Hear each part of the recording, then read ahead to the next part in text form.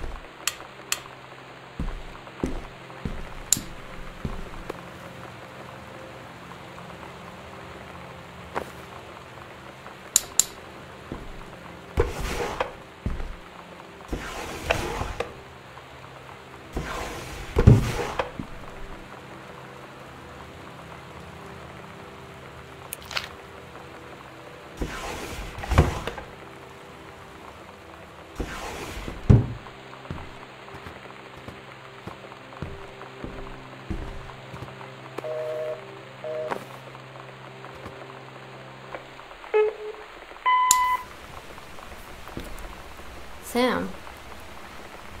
Sam. Hello.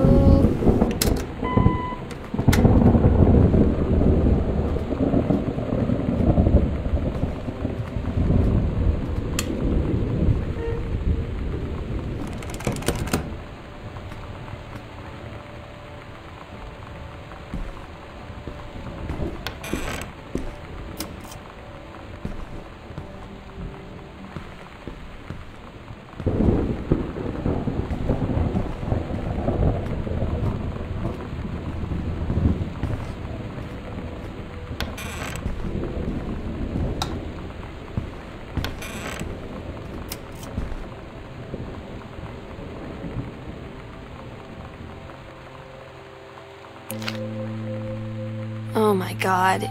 You are so lucky you finished high school before we moved into this house. So, it's the first day of school, and there I am, introducing myself to the class. And I say that I just moved into the house on Arbor Hill. All of a sudden, every kid in the room turns and just stares like I suddenly transformed into a mutant. I just stood there, wishing pretty hard for a rewind button. Because now maybe nobody knows my name, but they all know who I am. The Psycho House girl. Great.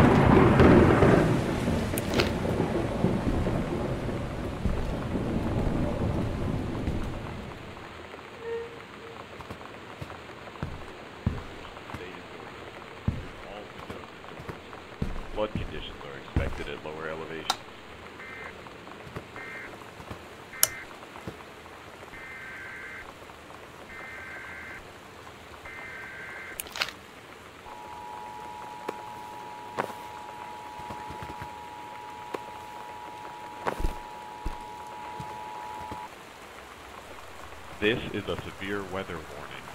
The Northwest Weather Service reports high winds and torrential rainfall.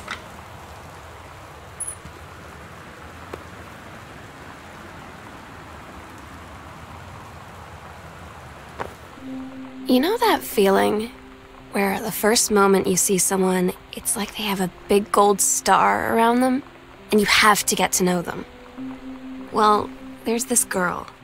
I think she's a senior. She's usually dressed kind of punk, but sometimes I see her in this, like, army uniform, and she's always drawing in this notebook, looking so intense.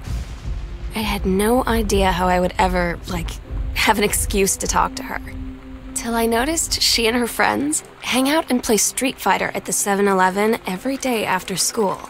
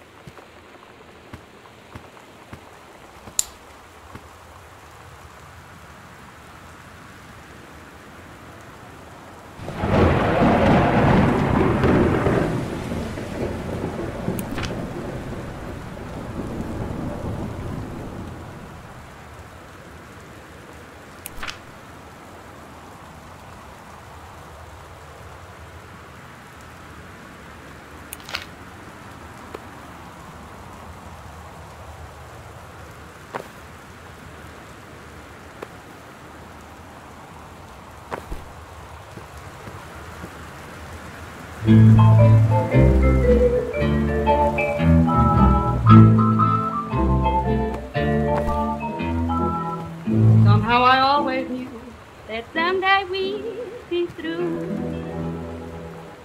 Now that it's happened, I just can't believe it's true.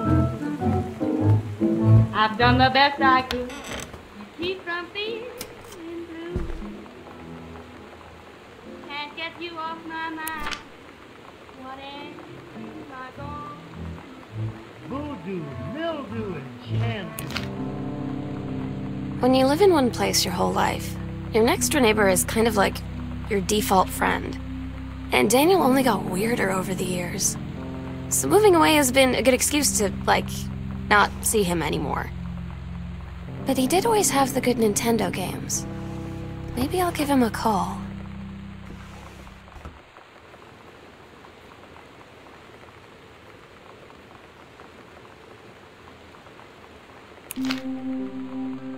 So you know what they say about the best laid plans of mice and men? Yeah, turns out it applies to Street Fighter too.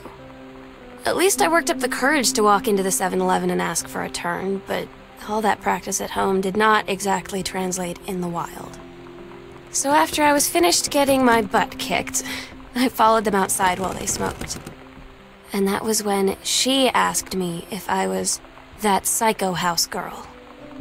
But then she said she's always really wanted to see the psycho house. Her name is Lonnie. She's coming over tomorrow.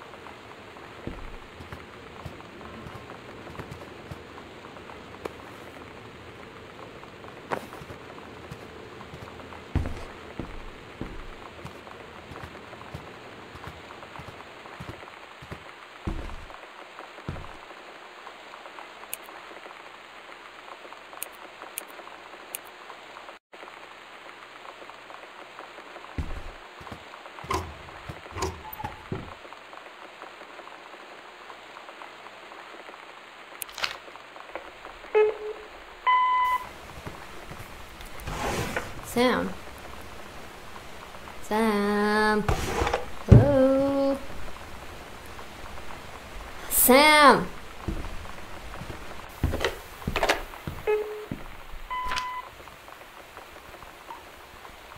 Where are you?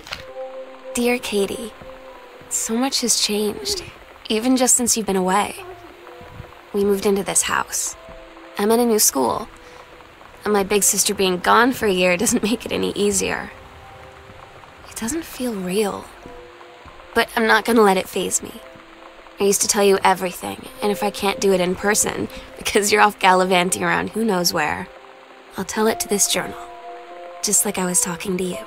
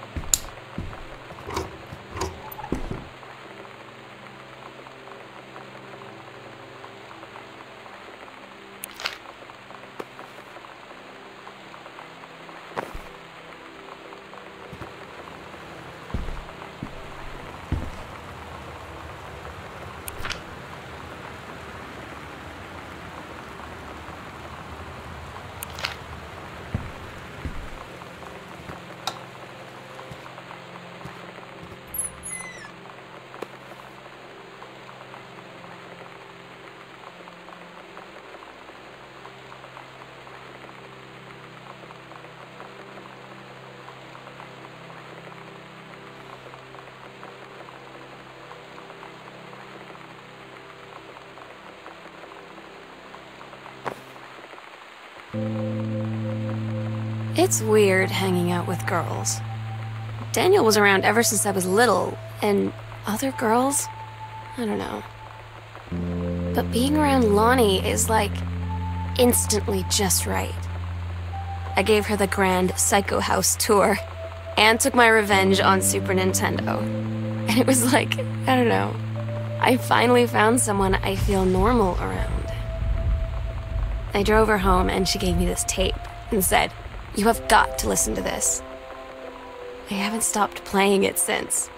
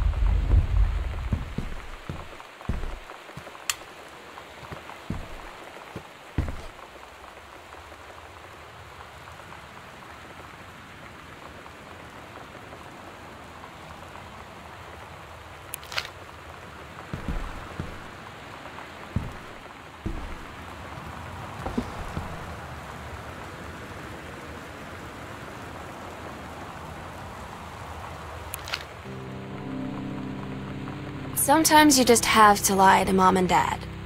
Like when Lonnie asked me to see a band with her and stay over at her friend's place in the city after. That's a lie to Mom and Dad situation. But it was so worth it. The girls on stage were just so loud and real and awesome. And everybody was moving together like one huge tide of sound. Between two songs, Lonnie leaned over and said, "How do you like your first show?" I was so happy. I felt tears starting in my eyes. And then she up and hugged me. I think she could tell.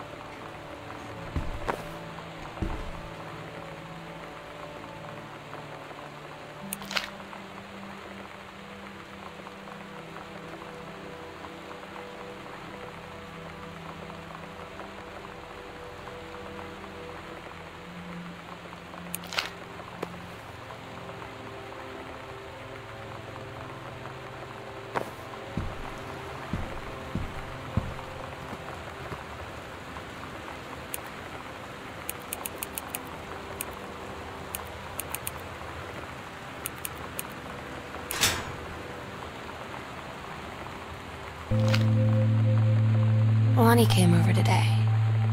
Everything was different. She was sitting at my desk chair, and she wouldn't look at me. Finally, I asked her what was going on. She said she felt like she'd done something wrong that night in the city. Like I must think... But I said no. There was nothing wrong. I just wanted to say... But I couldn't find the words. I felt like I was gonna cry, but I wasn't sad. She got up and sat next to me on the bed. I looked at her. Lonnie, do you think you could ever... And that's when she kissed me.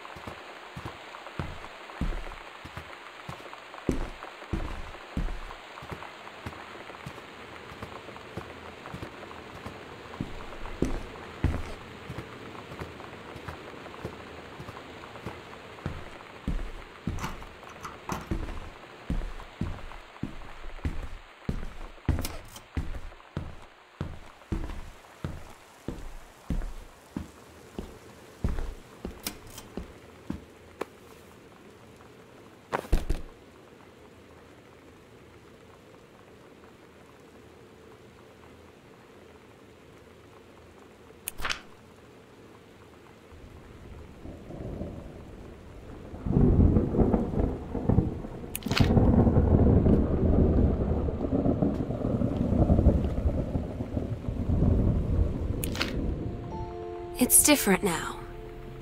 I mean, we still hang out all the time like before. But now when no one else is around... Well, you know.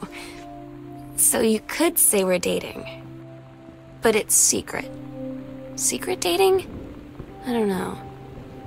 I mean, I guess that's the real difference. Now when we get off the phone, or go home for the night, or it's just quiet and we're alone, we say I love you.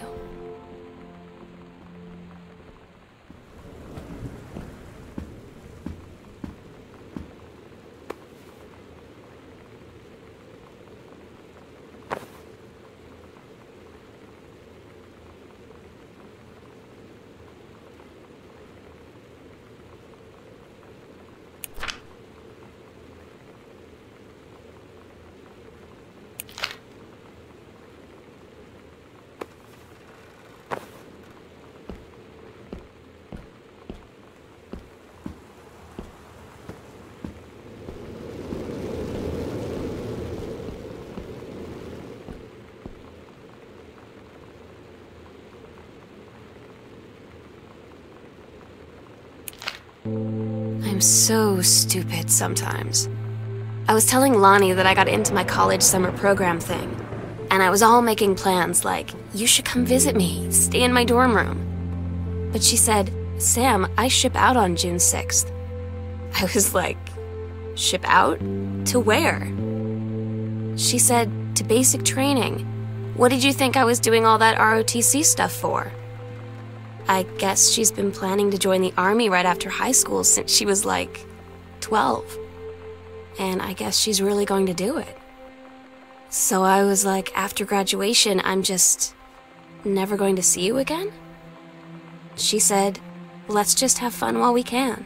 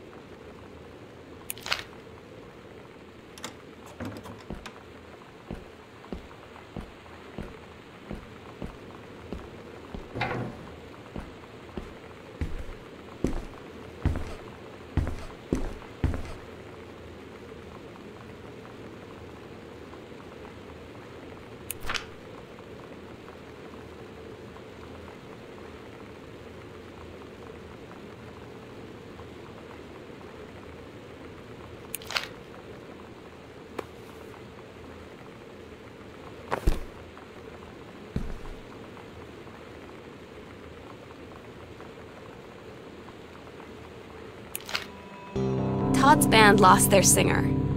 Todd said he sucked. Lonnie said he got sick of Todd's shit, and he was complaining about needing a new singer. So Lonnie was like, I can sing. And they were all kind of like, you can? And she was like, probably. But she's been rehearsing with them for like a week now. And I finally got to see them play in Todd's basement today. And she's actually really amazing. I feel so proud when she's on stage. It's incredible being in awe of someone you love. So everybody knows it's like a temporary situation till she ships out in June. But till then, I'm gonna be at every single show.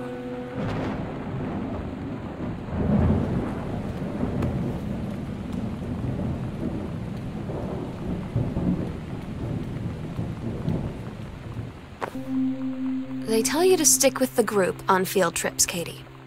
There's a reason for that.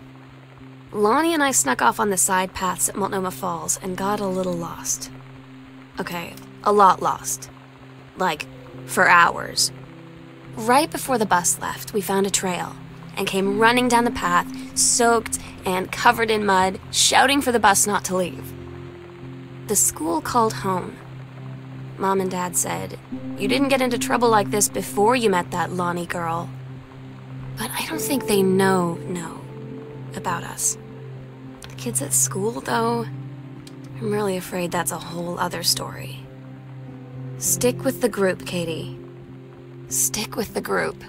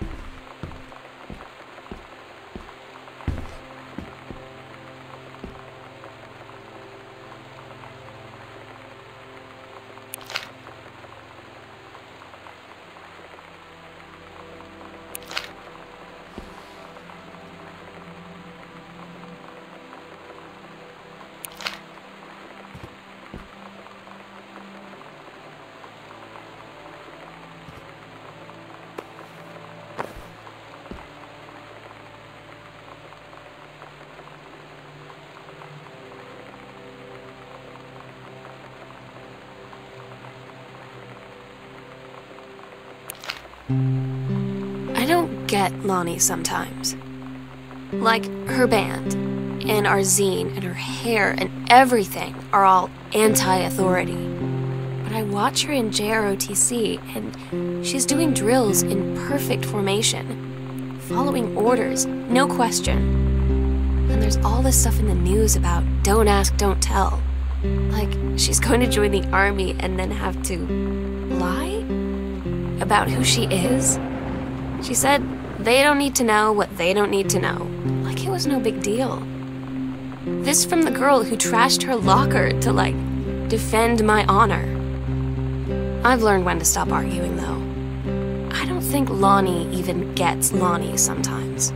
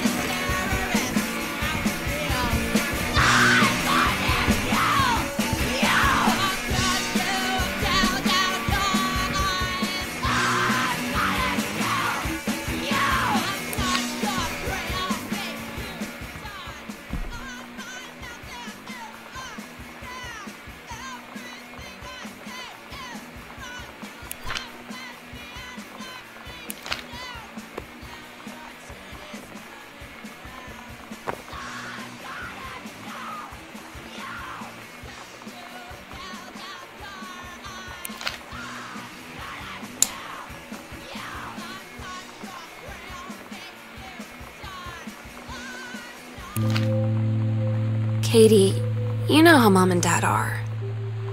Not exactly super open-minded about things. It feels like every minute I don't spend with Lonnie, I spend worrying about them finding out about us. And what would happen if they did? You know Dad's joke about the nunnery that he'd tell whenever he brought boys around the old house? I wonder where he'd want to send me.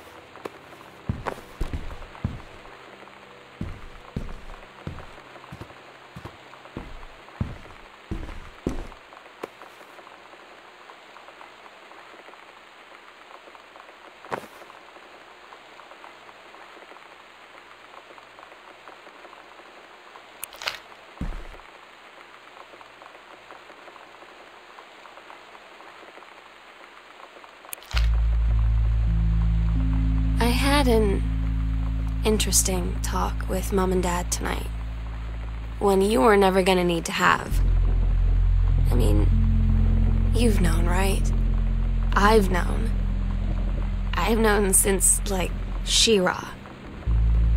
Mom and Dad didn't, I guess. But they saw the zine and the stuff on the locker, and they were like, is there something we should know about you and Lonnie?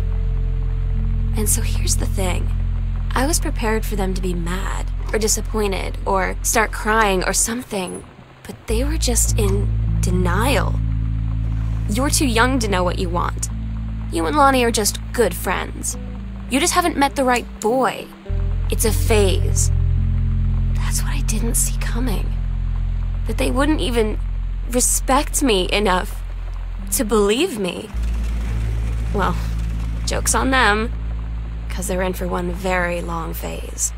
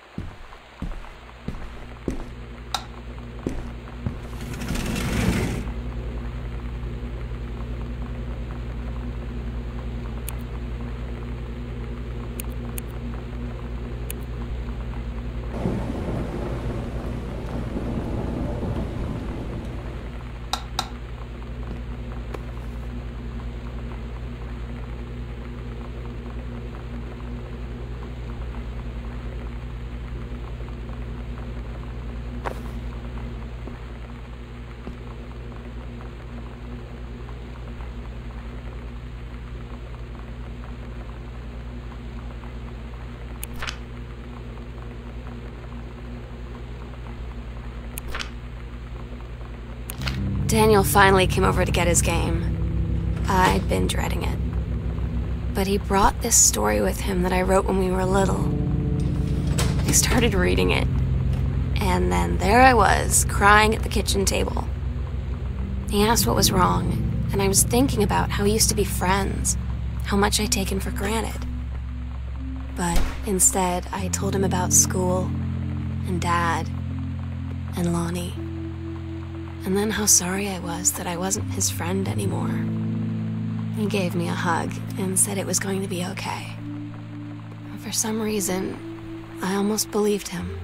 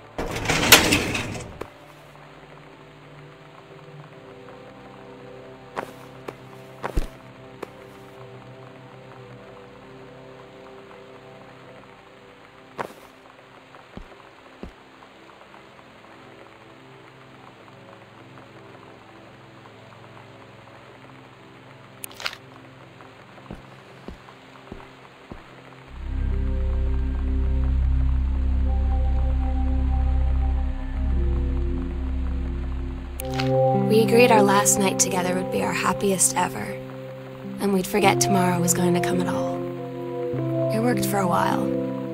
We had a good time seeing Oscar off, then ran up to the attic to look through our photos, to find one for Lonnie to take with her. And looking at them, I realized they were all in the past, and there wouldn't be any more. And I didn't know what I was going to do. And I cried, and she held me. She said she knew it was hard, but life would move on. I said I didn't want my life to keep moving without her. That's when she cried too. I was so exhausted.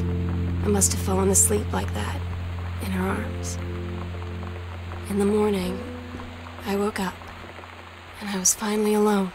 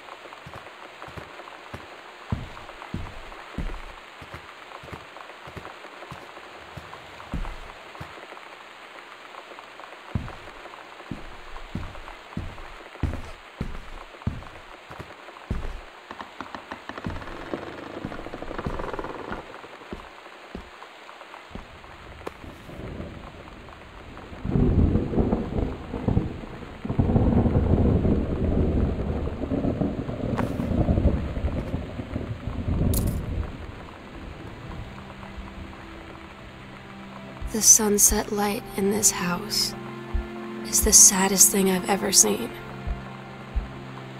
I just want to sleep. When I'm in the attic, it almost feels like Lonnie could still be here. She's just downstairs.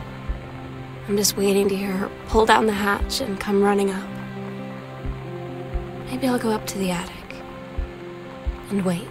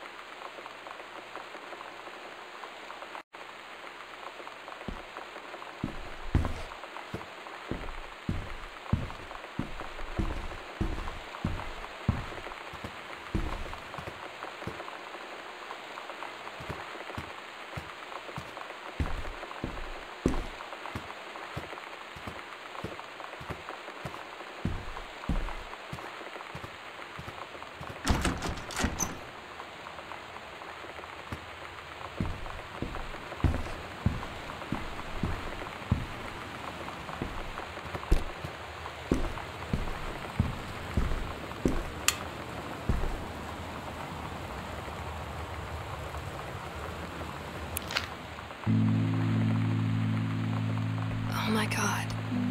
Katie, I fell asleep in the attic, in Lonnie and my old spot, and I missed the first 2 calls. I just barely caught the 3rd one before the machine got it. And it was Lonnie, on a payphone. She'd been on the bus to Basic, and she said she couldn't think of anything but me and us, and that she couldn't go through with it, with the Army and being apart and all of it. And so she got off the bus in Salem. She said, "Sam, I want you to pack up everything you can and get in your car and come find me. And let's just drive until we find somewhere for us." And she asked me if I could do that. And I said yes. Yes.